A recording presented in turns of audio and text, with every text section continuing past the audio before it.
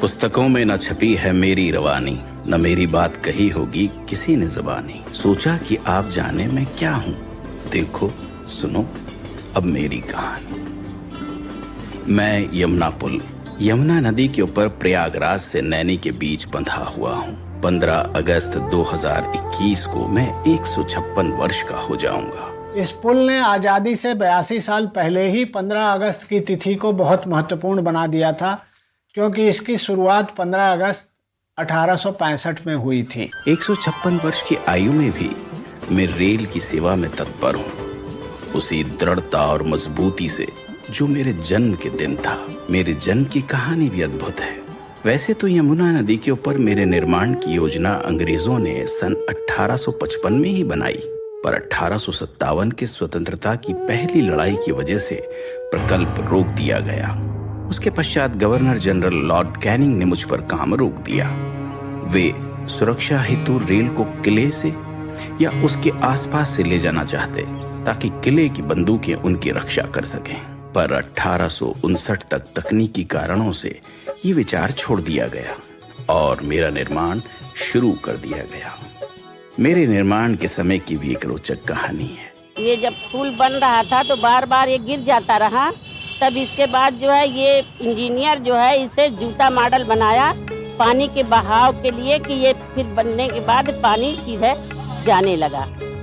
इस एक पिलर को बनाने में लगभग 20 महीने लग गए। आज भी ये अद्वितीय पिलर मुझे थामे हुए खड़ा है। मेरे निर्माण के कई वर्ष पश्चात रेल पटरियों के नीचे बैलगाड़ी और अन्य वाहन के लिए रोड भी बनाया गया, जो आज भी वाहनों के यातायात के लिए इस्तेमाल किया जाता है। मेरे निर्माण के समय मुझ पर एक ही पटरी चलती थी, पर यह रेल इंजीनियर्स की दूरदृष्टि ही थी कि जब 50 वर्ष बाद दूसरी पटरी बिछाने का निर्णय लिया गया, ढांचे की मजबूती इतनी थी कि बिना कोई बाधा दूसरी पटरी बिछाई गई। मेरे ऊपर चलती ट्रेनों ने न सिर्फ इलाहाबाद को नैनी से जोड़ा, उत्तरी भारत को भी पूर्व भारत से जोड़ दिया। अंग्रेजों ने रेल पटरियां बिछाई थी भारत को कंट्रोल करने के लिए, भारत को बेड़ियों में बांधने के लिए। ये सब इस ब्रिज पर भी दिखाई देता है, क्योंकि यहाँ पर प्रहरियों की व्यवस्था थी, यहाँ पर गेट बनाए गए थे और सब कुछ हमेशा वॉच किया जाता था। गौ घाट यानी इलाहाबाद की तरफ और दूसरी छोर नैनी की तरफ एक वक्त में गेट लगे रहते, और जो ट्रेनें गुजरती उनसे टोल वसूल कर ही मुझ पर चलने दिया जाता। भारतीय रेल ने इन गेट्स को उखाड़ फेंक दिया है।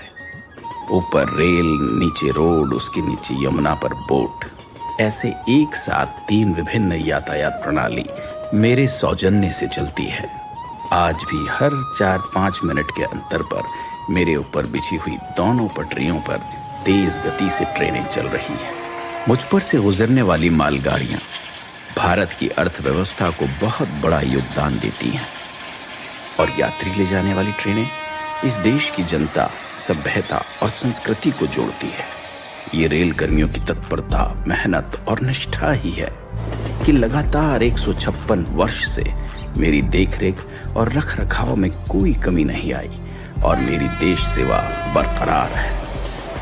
नैनी ब्रिज एक 900 मीटर लंबा स्टील स्ट्रक्चर है।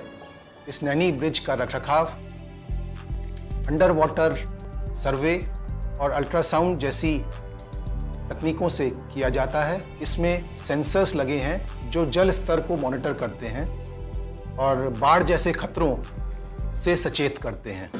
सन 2004 में नए यमुना रोड पुल का निर्माण हुआ और उस पर यातायात शुरू हो गया। हालांकि आज मुझ पर भारी वाहन नहीं चलते, छोटे वाहन और रेल से प्रयागराज और नैनी को मैंने ही सुचारू रूप से जोड़ा हुआ है। यह पुल भारत का तथा भारतीय रेल की विकास यात्रा का पिछले 155 सालों से मौन साक्षी है। अंत में जयशंकर प्रसाद जी की 2 पंक्तियां मुझे याद आती है कि इस पथ का उद्देश्य नहीं है श्रांत भवन में टिक जाना, किंतु पहुंचना उस सीमा तक जिसके आगे राह नहीं। इसके साथ ही मैं विदा लेता हूं, इस वचन के साथ कि देश की सेवा में मैं हमेशा हमेशा के लिए समर्पित हूं। जय हिंद।